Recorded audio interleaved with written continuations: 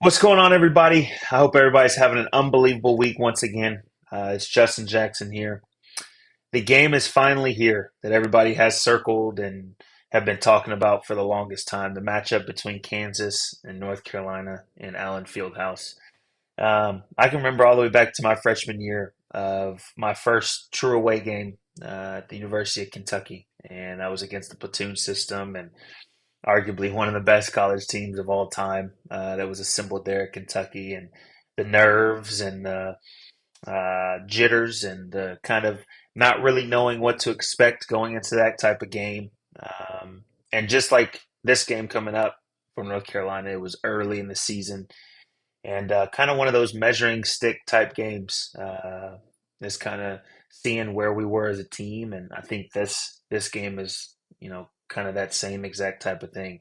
I think when I look at kind of this matchup, I think obviously one of the biggest question marks that we've talked about, and we'll probably talk about for a good amount of the season, is kind of um, the situation down low when it comes to the bigs down low. Obviously, going into this game, you've got a guy in Hunter Dickinson who's been in college for 6 years, 5 years, 6 years, whatever it might be. It's been a long time, and he's kind of solidified himself as one of the best bigs in college basketball. And you go into a game like this, coming off of a game against Elon for North Carolina, where at times they struggled, kind of handling some of the bigs and just kind of struggled in general. And you kind of look and see, okay, who's going to be able to kind of slow this guy down low. You've got obviously the starter from last game was Jalen Washington. I think he's kind of solidified himself as that starter going forward. And can he step up and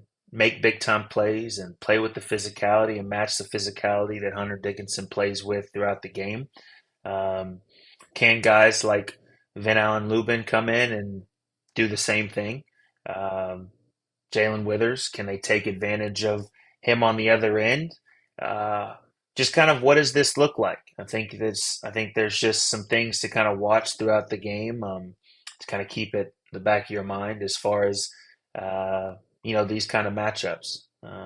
North Carolina's strength is guard play. We've talked about it uh, this whole entire time when it comes to RJ, Elliott, Seth, some of the freshmen, and Ian and Drake.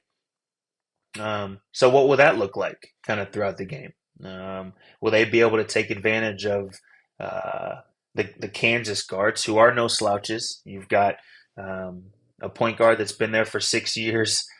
You've got some other guys that have transferred in that have played a lot of college basketball. So it's no easy feat.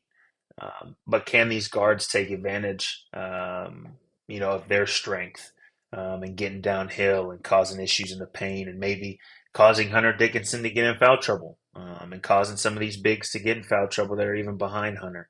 Um, I think one of the biggest things for me to kind of watch is who's going to be the X factor for this game. I think probably the biggest X factor for Kansas is KJ Adams. He's been there for a while, kind of known as that Swiss Army knife guy that plays with high energy and high motor at all times throughout the game. Are we able to match that physicality, match that energy, match that motor, to kind of negate all of those little plays that he might make to affect the outcome of the game? I think that's something to kind of watch as the game goes on as well.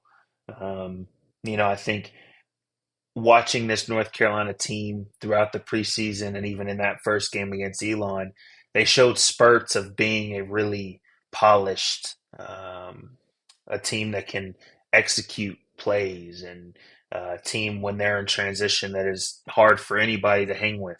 But there were times where there were kind of lulls in the game, which happened, you know, in all basketball games. But I think there were a few times where you saw some missed dunks, you saw some missed opportunities on fast breaks, you saw maybe just some missed opportunities on some easy finishes inside. In a game like this, those little things matter a lot. You go into a hostile environment like Allen Fieldhouse, which I've talked about. I think was probably the biggest place that I wanted to play in as a college athlete, college basketball player was right there in Allen Fieldhouse. So you go into one of the most hostile environments. Those little things do matter. Free throws, layups, defensive coverages, offensive execution. you have a matchup like this, and those things can add up. So how does this North Carolina team respond? I think that this is the perfect game for them coming off of this Elon game from the standpoint of there's really not much more that you need to kind of get ready and get fired up besides going into this game against the number one team in their home arena than to just say let's go in here and knock them off. So super excited to watch what UNC is able to do, and hopefully they're able to go out there and execute.